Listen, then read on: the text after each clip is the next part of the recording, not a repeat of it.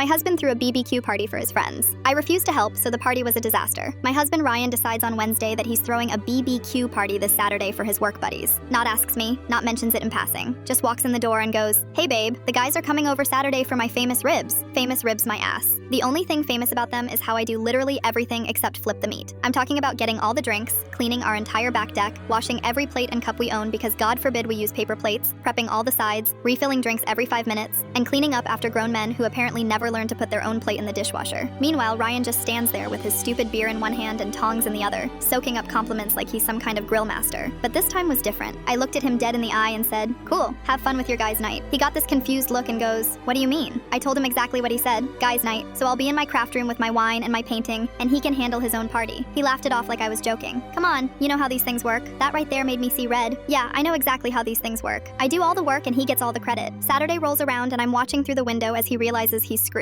First, 3 of his work friends show up and our back deck looks like a tornado hit it. Dog toys everywhere, cushions all dirty from our lab mix buster, and the table still has dried coffee rings from last weekend. Ryan's running around trying to clean up while the grill's already going. Then the texts start. "Where are the good plates?" I text back that he said he'd handle everything. "Where's the beer? Did you not buy beer?" "Nope, he said he'd handle it." "What about potato salad?" "What about it, honey?" I pour myself a massive glass of wine and turn my music up louder. Through my craft room window, I can see the whole disaster unfolding. One of his friends had to drive to the gas station for drinks. Another guy ordered pizza because there's literally just meat and nothing else. They're eating off our everyday plates with plastic forks because we only have like 6 real forks, and Ryan couldn't figure out where we keep the rest. The funniest part was watching Ryan try to explain where everything is. He's lived in this house for 3 years and apparently never noticed that we keep the extra dishes in the basement storage room, or that beer needs to go in the fridge ahead of time to actually be cold, or that people might want something other than unseasoned ribs. I checked on them around 8 and it looked like a frat house after a party. Random takeout containers everywhere. Someone spilled barbecue sauce on our outdoor cushions, and they're all drinking warm beer out of coffee mugs because Ryan gave up looking for proper cups. Sunday morning comes and Ryan's stomping around the house all pissy. He has the nerve to tell me I embarrassed him in front of his coworkers and made our family look bad. I laughed so hard I nearly choked on my coffee. I told him, "Buddy, you embarrassed yourself. I'm not your personal party planner." He goes, "You could have at least helped a little." These are important people from my work. So I asked him, "When's the last time you helped me when my friends came over?" Silence. Because when my book club meets here, guess who cleans the house, makes the snacks, and sets everything up while he plays video games in the basement? He tried to argue that it's different because his friends are from work and it matters for his career. I told him maybe next time he should ask me before volunteering our house and my labor for his networking events.